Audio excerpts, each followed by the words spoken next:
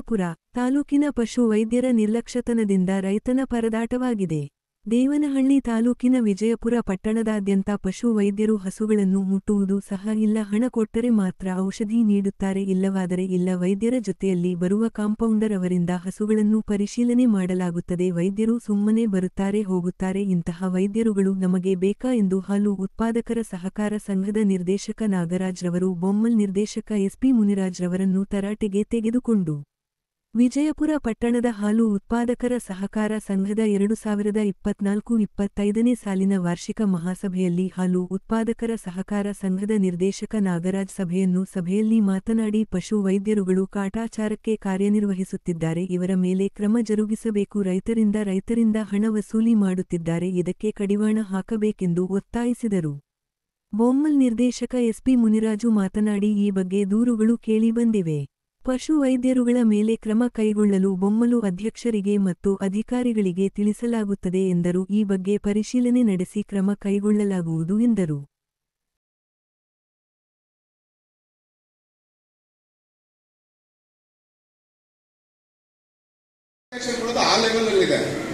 ಬಂದ್ರೆ ಕಾಮನ್ ಒಂದು ಇಂಜೆಕ್ಷನ್ ಅಷ್ಟೇ, ಬಾಟ್ಲ್ ಹಾಕ್ಬೇಕಾದ್ರೂ ರಿಕ್ವೆಸ್ಟ್ ಮಾಡ್ಬೇಕು, ಇಲ್ಲ ಬೇರೆಯವ್ರ ಕಡೆ ತೋರಿಸ್ಕೊಂಡಿರ್ತಾರೆ. ಬೇರೆಯವರು ಒಂದು ಡಾಕ್ಟರ್ ಬಂದ್ರಂದ್ರೆ ಮಿನಿಮಮ್ 500 ಆಚೆ ಹೋಗೋದಿಲ್ಲ. 500 ರೂಪಾಯಿ ಒಬ್ಬ ರೈತನ ಸಂಪಾದನೆ ಮಾಡ್ಬೇಕಾದ್ರೆ ಎಷ್ಟು ಕಷ್ಟ. ಈ ರೈತರ ಮನೆ ಹತ್ರ ಕೇಳ್ರಿ, ಇವಾಗ ಇಲ್ಲಿ ರೈತರಿದ್ದಾರೆ, ಯಾವ ರೈತರನ್ನ ಕೇಳ್ರಿ, ಡಾಕ್ಟರ್ ಕರೆಕ್ಟ್ ಆಗಿ ಡ್ಯೂಟಿ ಮಾಡ್ತಾ ಇದಾರೆ ಇಲ್ಲ ಅಂತ ಹೇಳ್ಬಿಟ್ಟು ಕರೆಕ್ಟ್ ಆಗಿ ಕೇಳ್ರಿ. ಇದು ನಮ್ಮ ಅಬ್ಜೆಕ್ಷನ್. ಎಲ್ಲ ಡಾಕ್ಟರ್ ಅದೇ ಸರ್, ಒಬ್ರು ಅಂತಲ್ಲ, ಎಲ್ಲ ಡಾಕ್ಟರ್ ಅದೇ.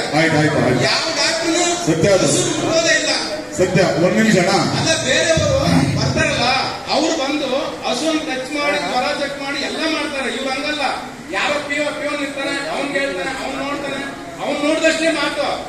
ಇವ್ರು ಡಾಕ್ಟರ್ ಮಾತ್ರ ಹಸು ಟಚ್ ಮಾಡೋದಿಲ್ಲ, ಇಂಜೆಕ್ಷನ್ ಕೊಡೋದಿಲ್ಲ. ಹಸು ಕಸ ತೆಗಿಬೇಕಾದ್ರೂ ಮೈಕ್ ಇಟ್ಕೊಂಡ್ರೆ ಹಸು ಕಸ ಸಮೇತ ತೆಗೋದಿಲ್ಲ. ಅವರು ಬರ್ತಾರೆ ಹೋಗ್ತಾರೆ, ಅದ್ರ ಅಷ್ಟಾಯ್ತು. ಒಂದ್ ನಿಮಿಷ ಅಣ್ಣ, ಈಗ ಅಲ್ಲಿ ಯಾರೋ ಒಬ್ಬ ಬಡ ಮಹಿಳೆ ಮನೆ ಒಳಗಡೆ ಮಕ್ಕಳು ಸೊಸೆ ಇಬ್ಬರು ತೋಟಕ್ಕೆ ಹೋಗ್ತಾರೆ. ಆ ಅಮ್ಮನು ಹಸು ಹಿಡಿಯಕ್ಕಾಗಲ್ಲ. ಅಣ್ಣ, ಇಲ್ಲಿವರೆಗೂ ನಮ್ಮ ಹಸು ಚೆನ್ನಾಗಿಲ್ಲ, ನಮ್ಮ ಸೊಸೆ ಬಂದು ಮನೆಗೆ ಹೋಗ್ಬಿಟ್ಟವ್ರೆ, ಬಾ ಅಂದ್ರೂ ಕೂಡ ಬಂದಿಲ್ಲ. 4-5 ತಿಂಗಳ ಹಿಂದೆಗಡೆ ಅಂದ್ರೆ ಹೇಳಿದ 100% ಸತ್ಯ ಐತಣ. ದೇವರಹಳ್ಳಿ ಸುತ್ತಮುತ್ತ ವ್ಯಾಪ್ತಿಯಲ್ಲಿ ನನಗೆ ಒಬ್ಬರು ಹೆಸರು ಹೇಳಕ್ ಹೋಗಲ್ಲ, ಹೆಸರು ಹೇಳೋದು ಪ್ರಾಬ್ಲಮ್ ಬೇಡ. ದೇವರಹಳ್ಳಿ ಸುತ್ತಮುತ್ತಲು ಇರ್ತಕ್ಕಂಥದ್ದು ಇದು ದೊಡ್ಡ ದಂಧೆಯನ್ನು ಕೂಡ ನಿಮಗೂ ಕೂಡ ಅಂಟಿಕೆನೇ ಇದೆ. ಅಣ್ಣ, ಈಗ ನಾನು ಒಂದು ಜ್ವರ ಬತ್ತ ನನಗ, ನಾನು ಒಂದು 100 kg ಇದ್ದೀನಿ. ಡಾಕ್ಟರ್ ಗೊತ್ತಿದೆ ಎಷ್ಟು ನನಗೆ ಡೋಸ್ ಕೊಡ್ಬೇಕು, ಒಂದು 8ರಿಂದ 10 ಡೋಸ್ ಕೊಡ್ಬೇಕು ಅಲ್ಲ ಅಣ್ಣ. ಅವನೇನ್ ಮಾಡ್ತಾನೆ ಪುಣ್ಯಾತ್ಮನು, ಒಂದು 4ರಿಂದ 4 ಡೋಸ್ ಕೊಟ್ಬಿಟ್ಟು ಹೊರಡೋತಾನ. ಇದು ಕಮಿಟ್ಮೆಂಟ್. ಇದೇ ಔಷಧಿನ ನಮ್ಮ ಒಕ್ಕೂಟದ ಔಷಧಿನ ನಮ್ಮ ಒಕ್ಕೂಟದಲ್ಲಿ ಇರ್ತಕ್ಕಂಥ ಒಬ್ಬ ಡಾಕ್ಟ್ರು ಸಾಯಂಕಾಲ 4 ಗಂಟೆ ಮೇಲೆ ಮತ್ತೆ ಚಾರ್ಜ್ ಕೊಟ್ಟಾಗಂತಾನೆ. ಅಂದ್ರೆ ಪ್ರೈವೇಟ್ ಆಗಿ ಬಂದ್ ಮಾಡೋದು. ಆ ಎಣ್ಣೆ ಸತ್ಯ 500 ರೂಪಾಯಿ ಅಲ್ಲ, 1,500ರಿಂದ 2,000 ರೂಪಾಯಿ ಕಿತ್ಕೊಂಡು ಹೊಡೋತಾನ. ಆದ್ರೆ ಈ ನಮ್ಮ ಡಾಕ್ಟರ್ ಕೊಟ್ಟಂತ ಔಷಧಿಯಲ್ಲಿ ಮೇಲಾಗಲ್ಲ.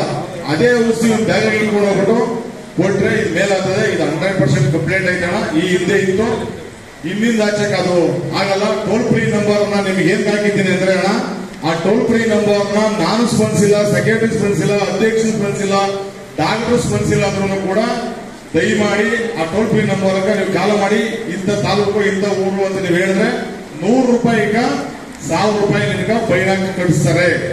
ಇವತ್ತು 1 ಲೀಟರ್ ತುಪ್ಪ ಆಚೆಗೆ ಡೀಲರ್ ಹತ್ರ ಕೊಂಡ್ಕೊಂಡ್ರೆ 650 ರೂಪಾಯಿ ಇದೆ. ಇವತ್ತು ನಿಮ್ಗೆ 580 ರೂಪಾಯಿ. ಇವತ್ತು ಆ ಸಬ್ಸಿಡಿ 1 ಲೀಟರ್ 70 ರೂಪಾಯಿ ಸಬ್ಸಿಡಿ ಕೊಡ್ಲಿಕ್ಕೆ ಕೂಡ ಆ ಟೋಲ್ ಫ್ರೀ ನಂಬರ್ ಆಗಿದೆ. ನೀವು ಅದನ್ನ ನೀವು ಇವತ್ತು ವಿಡಿಯೋ ಯಾಕೆ ಮಾಡಿಸ್ತಾ ಅಂದ್ರೆ ಅಣ್ಣ, ನಾನು ಡಿ ಕೆ ಸುರೇಶ್ ಹತ್ರ MD ಅವ್ರ ಹತ್ರ ಈ ವಿಡಿಯೋ ತೋರಿಸಿ ಇದನ್ನ ಬಂದೋಬಸ್ತ್ ಮಾಡ್ತೀನಿ. ಅದ್ರ ಬಗ್ಗೆ ನನ್ಗೆ ಕ್ಷಮೆ ಇರಲಿ.